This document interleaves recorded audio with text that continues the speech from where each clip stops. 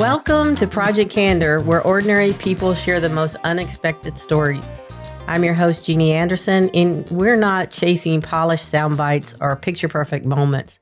We're opening the door to the real stories, the ones that shape us quietly, challenge us deeply, and often change us in ways we don't see coming.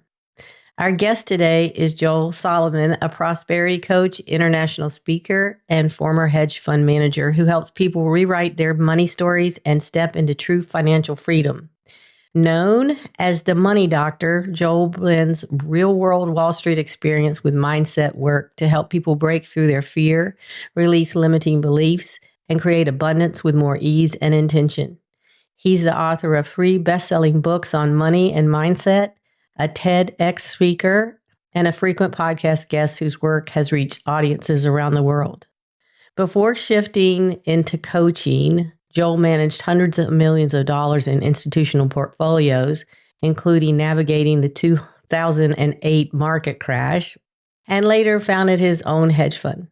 Today, his work focuses on prosperity, purpose, and helping people build a healthier relationship with money. Joel, welcome to Project Candor. Thank you so much for having me. It's a great honor and pleasure to be here today. Great. Well, you're such an interesting person, and your story headlines for our signature game, Two Truths and a Lie, are jaw-dropping, I have to say. But first, I'd like to get to know you better, and I'm sure the audience will as well. Are you ready for me to ask you some questions? I was born ready. I like that. Before we talk about money or mindset, when people meet you outside of your work, what do they tend to notice first?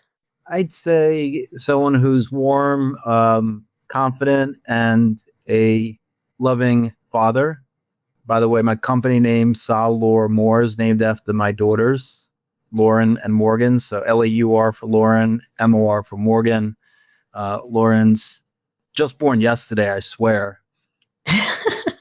She's turning 22, and she's a senior at Syracuse. And Morgan is turning 20 on the 15th, and she's going to be a doctor, and she's at Colgate.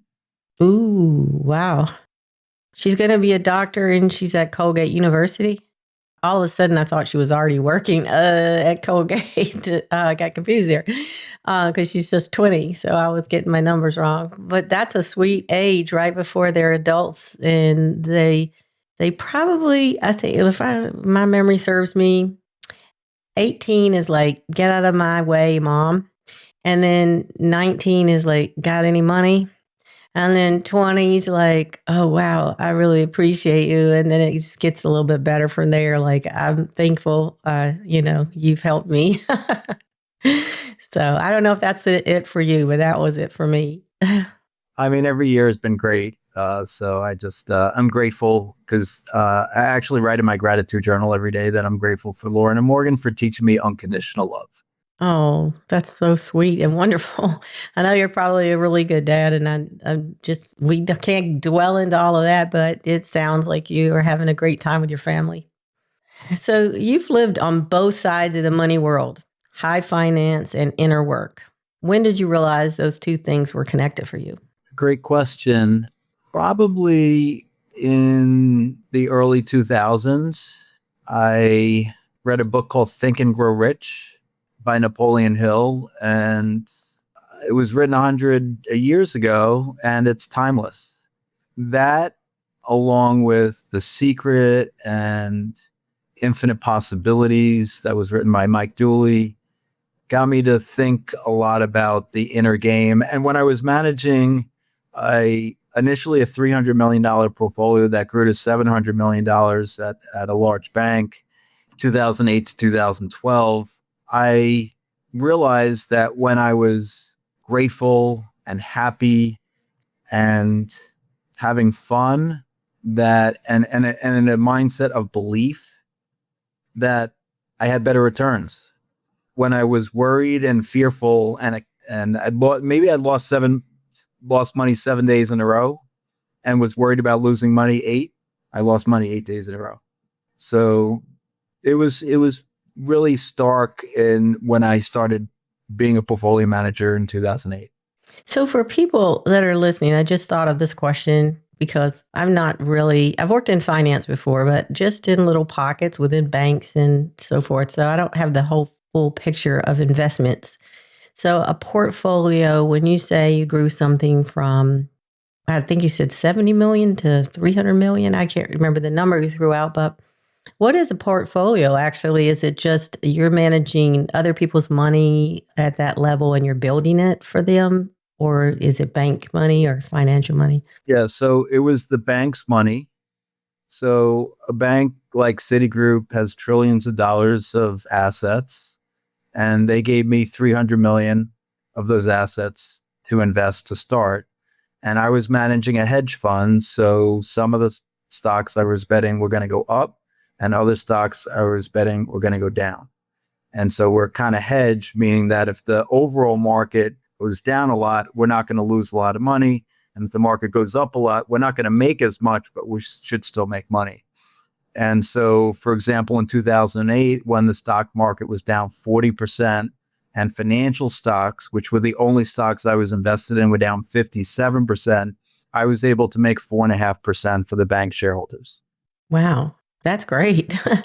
I know I'm always looking at that percentage in my own portfolio, and it doesn't always hit that.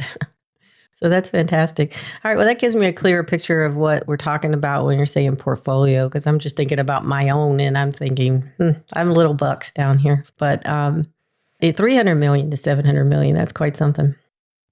So was there a moment in your life when your relationship with money changed, like not financially, but emotionally? Yeah, I think it was that year when, quote unquote, all hell was breaking loose. And I realized that I didn't have to respond to what was going on here in the physical reality, and had confidence. After reading Think and Grow Rich, I had confidence that no matter what was going on here, I was creating my reality. And I had actually put a checkup on my ceiling for a very large amount, over seven figures, because it was recommended in the book. And I'm like, well, let's see, let's try. I teach my clients childlike curiosity. Let's try it. Let's see. Who knows? And so that was my attitude. But I believed it. I believed that what he was teaching in that book was timeless and worked. And 18 months later, I had that money in the bank account. I want to read that book. Yeah. And once that happened, then I knew that anything was possible. And that's what I teach my clients. So belief, I ask people on the belief meter, what's your belief level from 1 to 10, where 10 is absolute faith and 1 is massive doubt. So if you're 10 on the belief scale, and then I ask them what your level of desire is from 1 to 10. 10 is, I really, really need this. And 1 is, yeah, whatever. If you're a 10 belief and a 10 desire, that's called expectation. You're expecting it. And so I expected them. Once I really wanted it. I had just gotten divorced in the end of 2007. And I really wanted to support my daughters and to make them not have to ever worry about money. And so that was my burning desire. And I had the belief after reading the book that anything is possible. Very nice. Very nicely put. Thank you. I want to, I want to go and take one of your classes right now. TSW, this stuff works. And by the way, in my Money Miracles mastermind group, the members in the mastermind have manifested over $2,555,000. That's over $85,000 of surprise money. That's not like I'm working on a client and the client comes in. It's like I talked to somebody 4 years ago, haven't talked to him since, and they call me up and say, hey, Tina, how much are you charging these days? Tina says 5,000. They say, I'm in. When can we start? That's a money manifestation. And we've had over 2,555,000 of those. Wow, those are big numbers. Well, moving on. What helps you recognize when it's time for a course correction, especially when things look successful on the outside? That's a great question. So what I say is take baby steps in the direction of your dreams. And so try different things. you're a coach, so, coach one-on-one, do group coaching, maybe do some speaking, speak at different places, write a book, do some online courses, and see, maybe you post on social media and see what's getting traction. Take some baby steps, and then take the least sucky path. If nothing's really working, just try one of those. Like, if one thing's getting a little bit more momentum, then try that. And so that's an indication, because I say taking action breeds clarity. And so if you're taking some action and you see you're getting some momentum, go in that direction, course correct over there, rather than, struggle to make something work. Like, this kind of energy, I will tell you, for 30 years, I used this kind of energy. It's called white knuckling it. It's literally white knuckling, right? And what I teach now is getting in flow, because flow is so much easier. Tina, who manifested over $10,000 in the last 30 days in my mastermind group, she talked about it being effortless.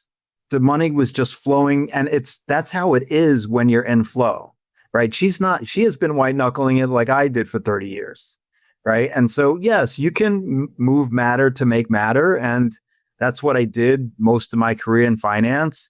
But I found in the last 10 years that when you're in flow, things just happen. I will tell a quick story. I say, hey, I'm teaching this stuff. This was 2021. I said, I'm teaching this stuff. Why don't I put it into practice? So I'm going to use one of the techniques that I teach to manifest money, to manifest $200,000. Let's just see, childlike curiosity. It's worked for others. It's working for people in my membership, my mastermind group, my one-on-one coaching. Let's try. Just put it out there. And I just started doing the technique. You do it for 30 days, and then you're like, oh, you've asked, the universe has answered. Well, 4 months later, a client of mine, I also teach stock investing. And this client, I was teaching stock investing. He had generated more than $2.5 million in the stock market. He had generated 120% return in 4 months. And he comes to me and he says, Joel, tell me about your platinum plan. And I said, ooh, my platinum plan. I gotta get it all ready for you. I didn't have a platinum plan. So I put it all together. I put all the pieces of it together, and I got on the call the next week and I said, this is a $200,000 program, and here's all the attributes of it. And he said, okay, where do I wire the money to? That was my $200,000 manifestation 4 months later. Wonderful. Yes, I need your techniques. That's fantastic. So you went and told a story. So that was going to be one of my next questions, because I know you often talk about money stories.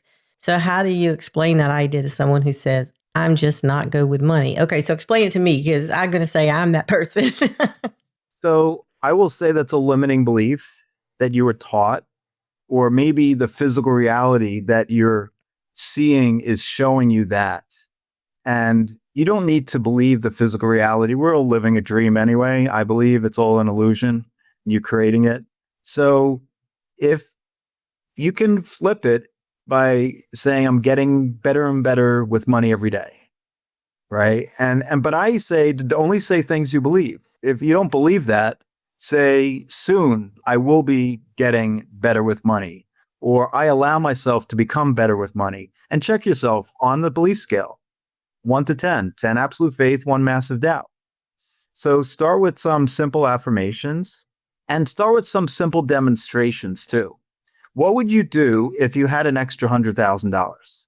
Maybe you'd give to one of your favorite charities. Start today. Start with $1. Start with $5.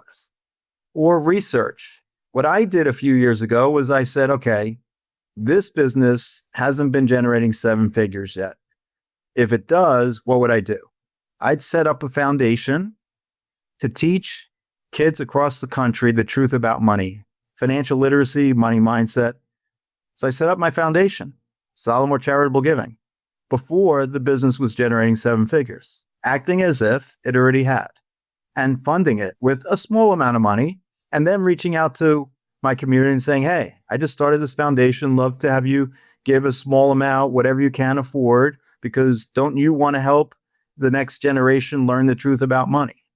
right? So that was a baby step I took, acting as if this business was generating significantly more money than it was at the time. So what baby steps are acting as if can you do to demonstrate to the universe, like, okay, things have shifted already.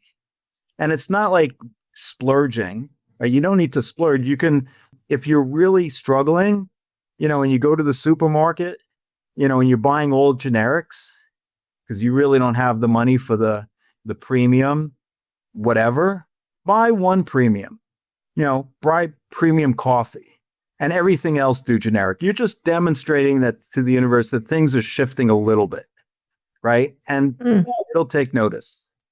If you don't have an account for stocks and you want to, when you have more abundance in your life, it doesn't cost any money to open up a Schwab online brokerage account. Do that now.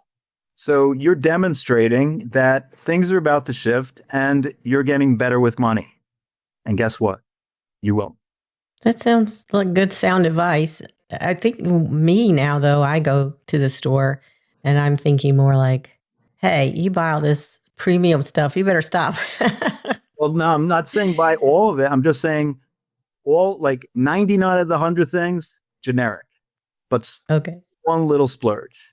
It's like if you're going on vacation, right? And you don't really have a lot of money. So you're staying in the Motel 6 or the Big 8 or whatever it is for the whole vacation. Maybe spend one night spending an extra $50 or $100 on that nicer hotel, just to demonstrate to the universe that, again, things are about to shift, right? So if it's an 8-day vacation, spend 7, in the $80 hotel and then one night in the $180 hotel. Okay. Yeah, that does sound interesting. I have to go back to when you said we're all living an illusion. I'm not sure about that. I didn't know what you meant. I think it's reality. Otherwise, yeah, I'm not sure what you mean by that. We're co-creating this what we call the physical reality, I say. Mhm. But ultimately, we've chosen to live this dream. And I believe that we are eternal beings. We get to be in this lifetime and many, many other lifetimes. And so, for this, we've chosen to create, or, maybe purposely, not purposely, with our thoughts, our beliefs, and our actions, this particular reality. And so if we want to, we can come back and create a different one. Okay. And so why not make the reality you want right now is what you're saying, I guess. And so that sounds good. Have fun, be happy, which is rule number 3 in the 9 Money Rules Millionaires Use, my second book. Can happiness buy you money? Be happy, be grateful, and give. Okay. So what's one belief about money you can see quietly holding a lot of people back, even people who look successful on the outside? This is a big one. And almost everyone I meet has it. And I've had it, and I still have it at times. It's, you got to work really, really hard to be rich and successful. If you don't work hard, if there's no pain, there's no gain. Struggle is noble. And I will say these are limiting beliefs. Like I said, so I didn't tell you exactly the story, but in 2007, I was making decent money. And then I started managing this portfolio for Citigroup. And I barely got a bonus. I was working 75 hours a week. I was working 50% more than I did in 2007 and 2008. And because I was taught by my great-grandparents, who taught my grandparents, who taught my parents, who taught me, if you work really, really hard, you'll be rich and successful. Okay, it's my first job where I get paid for performance. I thought, okay, well, it's logical. Just work harder. Worked really, really hard. It was a financial crisis. I barely had any money. And I was killing myself. And I realized if I continued working that hard, my daughters were 2 and 4 at the time, I may not see them be teenagers.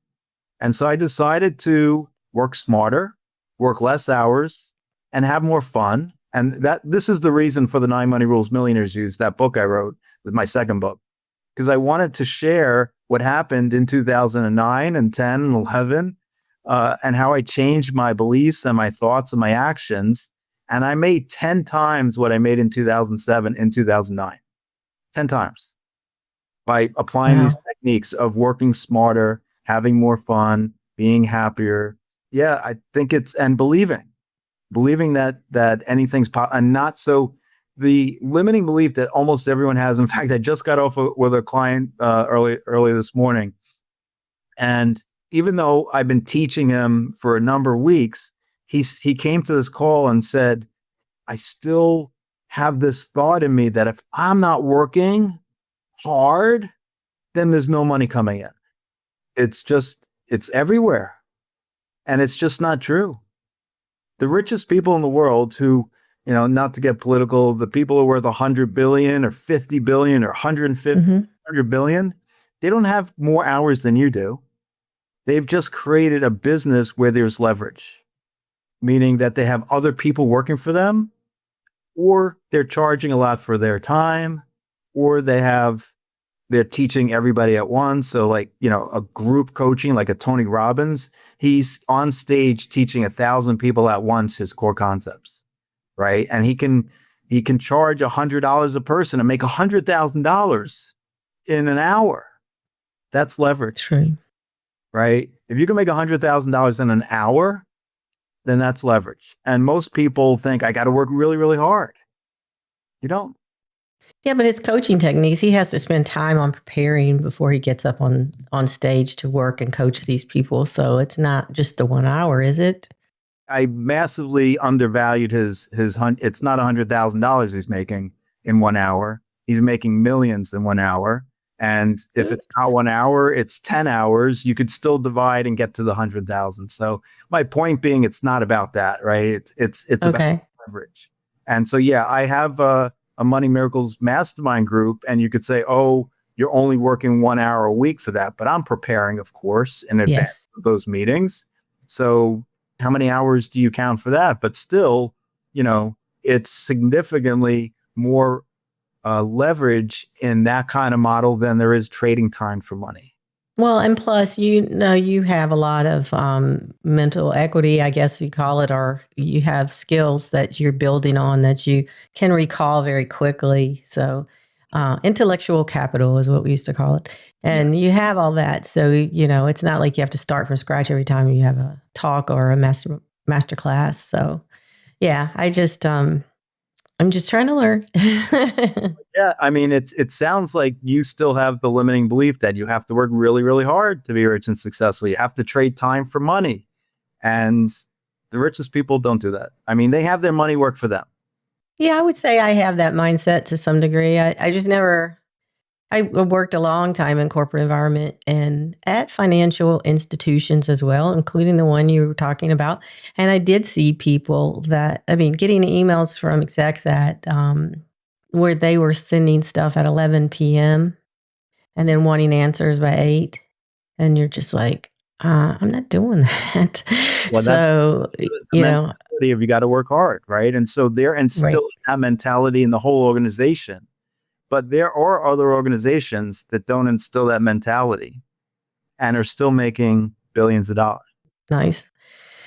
Okay, well, you've worked with people who look successful on paper. What's something you've learned about success that most people misunderstand? And you might have already covered this in some of the other things, but do you have any other kind of insights on that? I think the biggest insight is that success is an inside job. It Mm, comes first from your thoughts, your beliefs, and then the actions. Most people are the other way around, saying, well, look at the outside world. Like I have to like take all this action, right? And then you're successful. But I will say you're successful first when you have the mindset of a millionaire. okay, nice. I'm going to have to practice that mindset tonight, but I have to get your books first.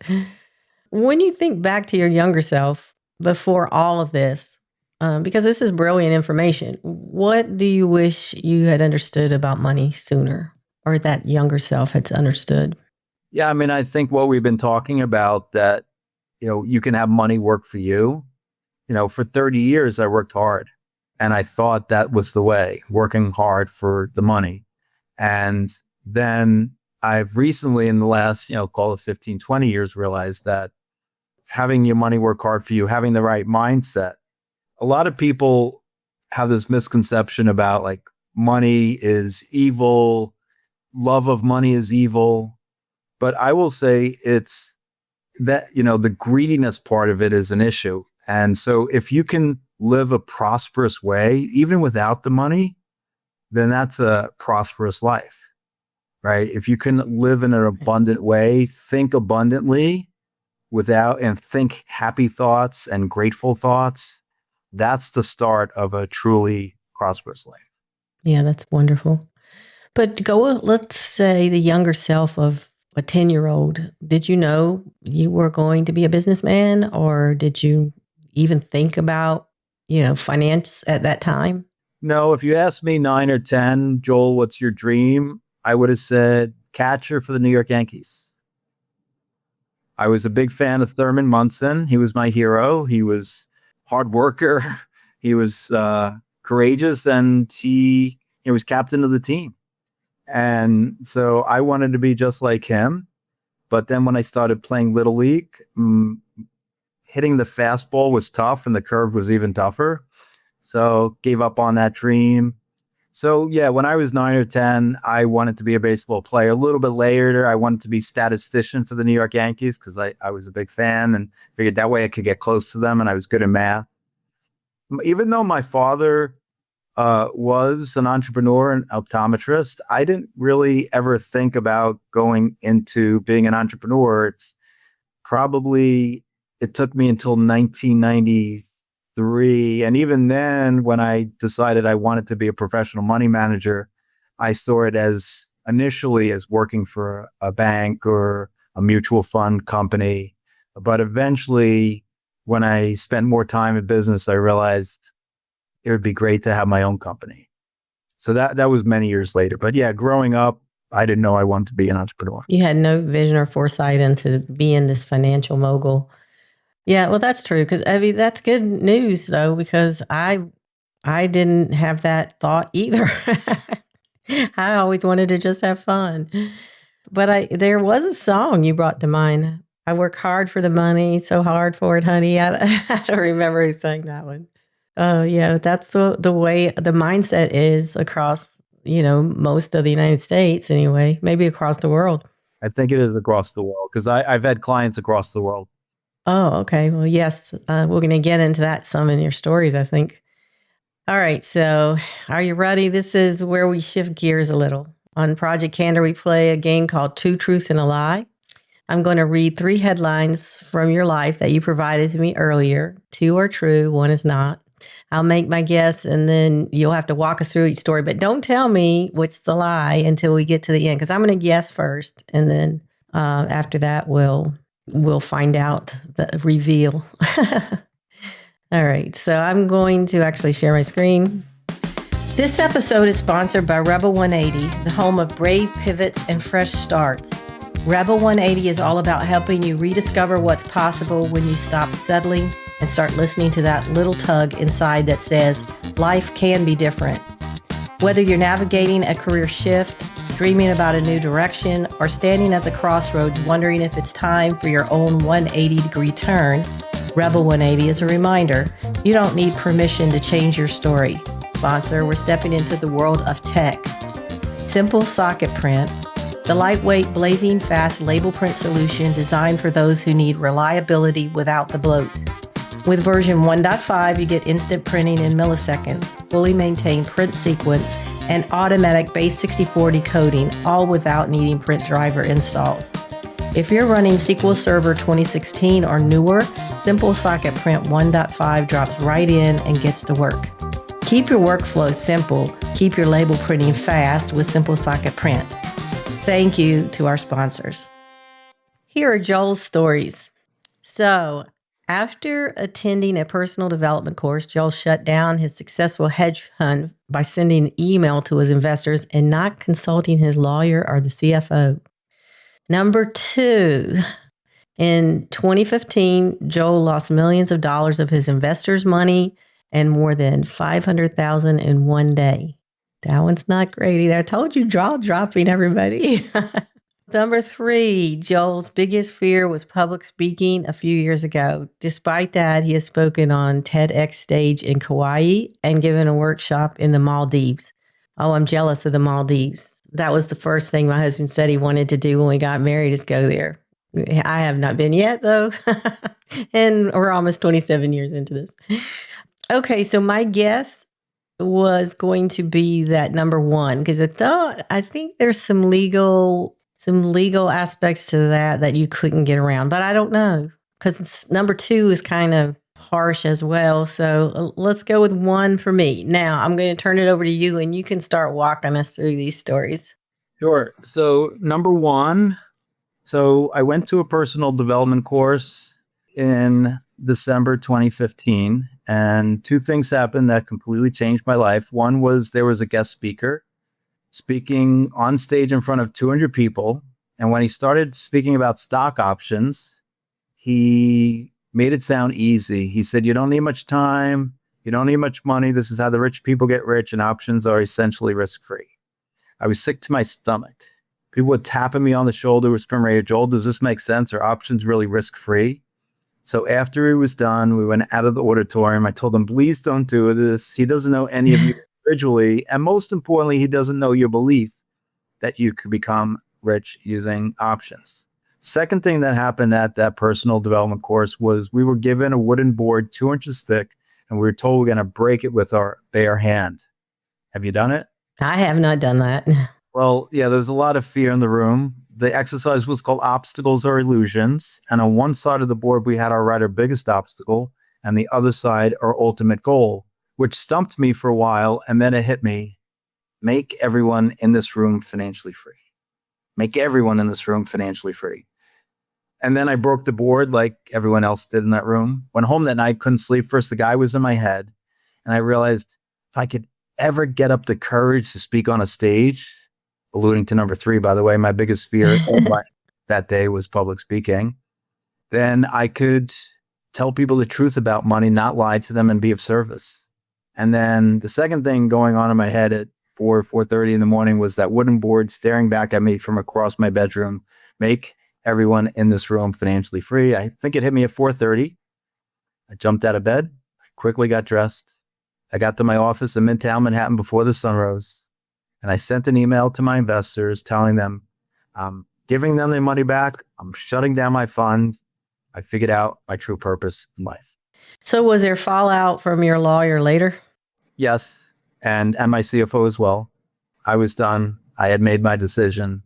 And then, we did eventually send out the formal letters and all that. But that was the email telling them I'm shutting it down. Well, that was very brave. Absolutely very brave. And did you feel regret after you did it? Or did you say, no, actually, what happened was there were crickets. Not one investor responded to that email. And so I was like, well, that's the universe showing me that this is the right decision. Okay, great. Were you making a lot of money on that hedge fund before you shut it down? We actually made money every year, every full year. 2013, we were up 10% in 6 months. The next year, we were up 5% when the market was down. So we had a very successful run. Investors made, decent money based on the hedge fund index. The hedge fund index was flat over the 3+ years. So we helped them make a pretty good relative return. Yeah. Oh, okay. Well, that's great. All right. So that's the one I guess was a lie, but we'll see. All right. So let's go to 2015 and losing money.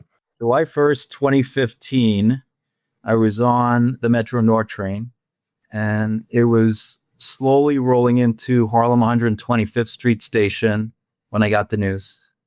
A stock that we were betting was going to go down was being acquired for 30% premium. It was going to be the worst day of my career managing money. And I was in pain. I felt like I had let my investors down. I felt like an imposter. I felt like giving up, actually. Ever feel like that? Feel like giving up? Feel like no matter what you did, it wasn't going to matter? That's how I felt that day. I think everybody goes through that sometimes. Yeah. And so I don't know why exactly, but I decided to put on an uplifting song. It's Ooh Child by the 5 Stair Steps. Oh, I know that song. Things are gonna get Gonna get easier. things are gonna get brighter. And I walked from Grand Central to my office, 54th and 6th Avenue, and took the song off my headphones so my colleagues could hear because my colleagues knew how bad a day it was going to be. And I put on other uplifting songs throughout the day because the day didn't get better. And the next couple of days weren't much better. But that day, I did lose millions of dollars of my investors' money and more than $500,000 of my own money. And it was, there were a lot of tears that day, but I survived it. And I'm here more than 10 years later, still surviving. And it was a lesson because a really important lesson, because up until that day, and maybe even a few days later, if I lost money, I was sad. And if I made money, I was happy. And what a terrible way to live your life, because I wasn't making money more than half the time. So about more than half the time I was sad. And so I realized in the days and weeks after that I could create my own happiness. And so I came up with a list of things besides uplifting songs. And I highly recommend people who are watching to do the same. Come up with a list of things that make you happy. And it doesn't mean spending money, because most of them usually aren't. Spending time with my daughter, playing ping pong, going for a jog, meditating, visualizing, reading, all of that, helping others become financially free. Attending my Money Miracles mastermind group lifts me up. So like write down a list, uplifting songs, dancing, getting a massage, getting a mani-pedi, whatever it is. And have that list ready to go whenever the inevitable happens, when you're not feeling so excited about your money situation. Yeah, I have a list like that myself. So when you were talking about your "Ooh Child," I like that song a lot. But I was thinking that "Look at You Now," you're still standing. The Elton John song. Oh yeah. Yeah. Yeah, yeah, yeah. Yeah. If we go back just a few years, well, I'll say, let's go back to childhood. I was standing on stage at the Umpqua Elementary School in Massapequa, Long Island, New York. It was my 6th grade play. And when it came time for me to say my lines, I just froze for what seemed like 30 minutes to me. Thankfully, after about 20 seconds, they skipped over me. And no one remembered those 20 seconds except for me for the next 40 years. And public speaking became my biggest fear. And if you asked me to speak in front of more than one person, I would have said, just shoot me. Just get it over with. Sorry. And I had times when, as a professional hedge fund manager, I had to speak in front of a group of people at a investment dinner. And I brought my piece of paper and I was shaking and I read from that piece of paper. Usually it was during dessert. So, my friends and other portfolio managers and other people I knew at the dinner, we were at cake or ice cream, and their heads were in the cake or the ice cream was in their face because they were snoring. That I probably was sleep. Right, it was that bad. So I realized when I started this business that things had to shift, because I was writing a book and mindful money management, and I knew in order to promote it at least a little bit, I needed to do this. I needed to get on at least one podcast. That was going to be my goal. Get on one podcast, speak on one stage somehow, even if it's 5 people. And so when I went to Playing the Matrix that Mike Dooley was teaching in October 2016, and he had talked about his career going from accountant to speaking in front of thousands of people globally, I was like, Mike, how'd you do it? And he said, I joined Toastmasters. I joined Toastmasters like a couple months after that meeting, December of 2016, January 2017. And I will tell you, one of my proudest moments of my life is in March of 2017. My daughter Lauren was bat mitzvahed, and I was able to give a 17-minute speech in front of 200 people without my note cards. Nice. And so I've continued to develop. I've given over 100 speeches at Toastmasters, maybe 150 now, and been on over 100 podcasts, spoken in front of Rotary clubs, an MBA program in Mercy College. I spoke in London last year about eliminating money blocks. And in 2023, I went to Kauai to speak on a stage to give my TEDx talk. Okay. I didn't know I guess, is TEDx everywhere? I mean, do they record them everywhere or they just have places where you go? Not everywhere. So it has to be a sponsored nonprofit, and it could be a school, or it could be a nonprofit that creates a stage for you. But Okay. yeah, it's global. Okay.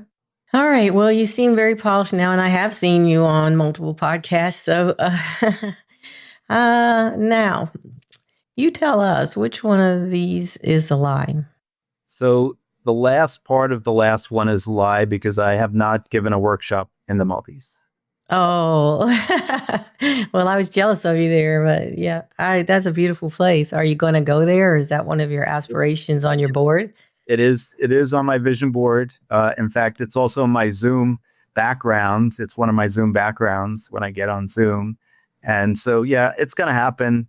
If not this year, next year. I've been speaking a lot more and creating my own stages. This year, I've created my own stage for the first time, doing a prosperity mindset summit next month. We have 40 plus speakers. So yes, that will happen. We'll see when it does. Now, and what I teach, by the way, is not attaching to a specific time frame. I say, I don't know if, time is either an illusion or infinite, right? It's like, okay, it's a human construct, or, sun's been around for 12 billion years. The earth's been around for 2. Like, it's just hard to fathom, like, oh, I want something done in the next year. So 1 year compared to like a billion is like 0.00000000001, right? It's just like, so like it's for the universe, it's immediate, right? It's instantaneous if you look at it that way. So I say don't put deadlines on things. Oh, okay. I like that. And the Maldives, from what I remember, it's like there's all these cottages that you have to walk a pier to go out into the water. And then you're out there, way out there, all by yourself or with your spouse or partner, and you're just enjoying nature. And then you're pampered. I was like, yes, I want to go. I did put that on my board now, Joel. Absolutely. And a lot of them have, the personal jacuzzi, the personal pool, and then you have a slide goes into the ocean. So the pictures there are just beautiful. See, I don't know. Sometimes I get I don't know that area very well, but if I do research and find out that there's a ton of people that are around there that are poor, then my mind shuts down. Oh, I don't really want to go now, So I have to overcome that because it's just, you can't, I guess you can't, you can have charitable gifts and you can have charities you support, but you can't support everything and you got to have fun. Well, why not have a goal to become a billionaire and give away 900 million, and then you can? Oh yeah, that'd be nice. I don't know why the ones that are billionaires don't do that, but I know they give a lot. We just don't see it. And that's the way it's supposed to be. They shouldn't be tooting their own horn all the time. Warren Buffett started this 99% club, I think it was 20 years ago, where he said he wanted billionaires to give away 99% of their net worth by the time they passed away. And so he created that. I think Bill Gates is part of it and some others. So yeah, I mean, you're worth 50 billion. You could give away 49 and a half and still have 500 million. And that's enough for many lifetimes. Yes, absolutely. I totally agree with that.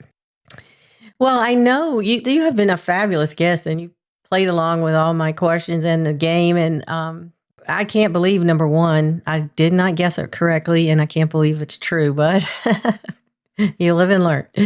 I know people are going to want to get in touch with you because I'm already salivating thinking, oh, can I join his class?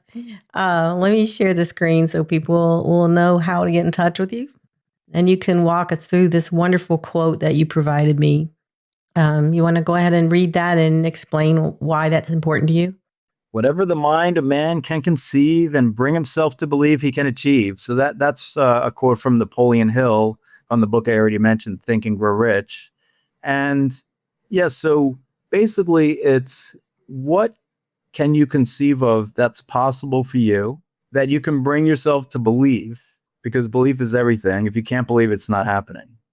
So conceive of a dream, believe that it's possible, and then if you conceive it and you believe it, then you can achieve it. That's nice. And that is actually what you've been saying throughout this podcast a lot of, that's what you believe in and what your mindset is. So fantastic. I guess I contributed it to you. I might need to go back and attribute it to Napoleon Hill. It's fine. And also, you can connect. You wanted me to let folks know that they can connect with you through your website. Is that the best way they get to you? I know you have other social media, but this must be the most direct way to get to you. Yeah, we got a free newsletter that goes out once a week. It has a money tip. It has the past and upcoming places I've been speaking at. It has, I highlight a member of my network each week, and I also read a book a week. So it has the notes, audio and written notes to a book every single week. And so love to have you join that. But there's a ton of free resources on my website, from audio files, affirmations, the power of positive thinking. There's quotes. There's pictures of places I've been to in the world, which can inspire people. And of course, my books and other things on there. Lots of videos. I've created 1,400 videos on YouTube. So you can click a link to those from my website as well. Oh, very nice. And you also said that you have a roadmap call. And like I said, I want to join. So go ahead and explain that. Yeah. So anybody who's interested, well, for the first 11, I'm gifting an individual roadmap for an extra $10,000 in the next 30 days. So this is normally a $997 call, but for the first 11 who click on the link, I'm giving it to them complimentary if they mention the show when they fill out the form. Wow, that's phenomenal. So I hope people will take advantage of that. Well, Joe, I really appreciate you being on again. And thanks for just giving us a lot of insight. And I definitely will be in touch with you. And to those listening, I hope that you stay tuned for our next episode. And in the meantime, I wish you smooth sailing. Bye.